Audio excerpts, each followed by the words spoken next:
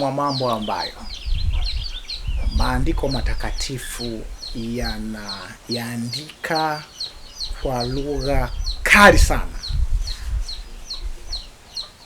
ni mwanaume kutaka kumuingilia mwanaume mwenzake kimapenzi, mwanamke kuingiliwa kinyume na maumbile, na mifumo yote ambayo imeingizwa kwa kasi katika ulimwengu wa sasa, ambayo ni kinyume na mpango wa Mungu aliyopanga katika bustani ya Edeni, aliyopanga katika bustani ya Edeni. Katika hekima ambazo maandiko yanatupatia kupitia kitabu kizuri, kitabu cha Waamuzi, liko andiko ambalo linataka likutie nguvu, likutie moyo. Ikiwa uliwahi au unashiriki au ulikuwa huna maarifa, sikiliza, kazi ya neno la Mungu ni kukuweka huru.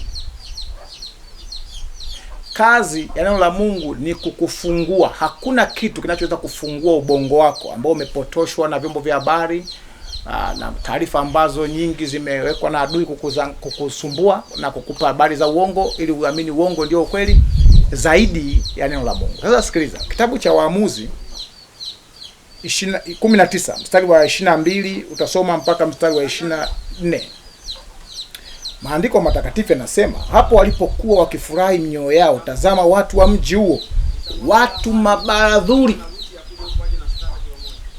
Kwa mbele anasema, wakaizingira hiyo nyumba pande zote, wakagonga mlango, wakasema na huyo mwenye nyumba, huyo mzee, na kumwambia, mlete nje yule mtu aliyefika nyumbani kwako ili tupate kumjua.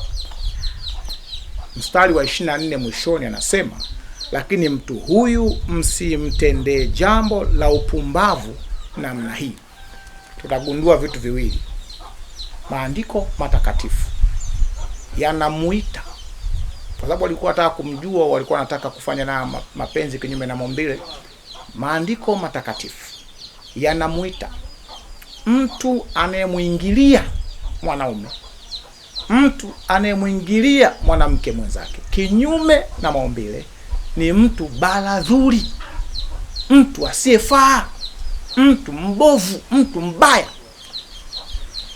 Maandiko matakatifu yanakutambulishia tena leo ya kwamba mtu, kitendo cha kuingilia, kitendo cha kuingiliwa kinyume na maumbile, mwanamke na mwanamke, mwanaume na mwanaume, mwanamke kuingiliwa na mwanaume kinyume na maumbile, ni upumbavu. Biblia imesema msimtende jambo la upumbavu namna hii. Ni jambo la upumbavu. Sasa inahitaji neema ili upate kutoka hapo ulipokwama. Ikiwa umewahi kukwama kwenye hii changamoto, kwanza kubali kwamba unakosea, alafu kisha mwambie Mungu akupe neema, akusamehe, alafu akupe uwezo wa kuacha. Maana kwa Mungu unaonekana ni baradhuri, bila kujali ni mchungaji, shehe, kiongozi wa kiserikali, mtu maarufu, mfanyabiashara, wewe ni, Biblia inakuita baradhuri, alafu kitendo hicho kinaitwa ni upumbavu. Sasa Mungu akupe neema ya kurudi katika mpango wa awali wa Mungu wa kuishi sawa sawa na neno katika eneo la mahusiano. Mwanamke na mwanamume upate kuolewa, mwanamke aolewe na mwanaume, na mwanaume aoe mwanamke, na kitendo chochote nje ya hiki ni upumbavu. Alafu yoyote anayeshiriki ni baradhuri. Kwa hiyo Mungu akusaidie, kama ushiriki, wasaidie wenzako wengi kuwakumbusha ni kitendo kibaya. Yesu na damu yake ana uwezo mkubwa wa kuokoa kutoka katika dhahama hii.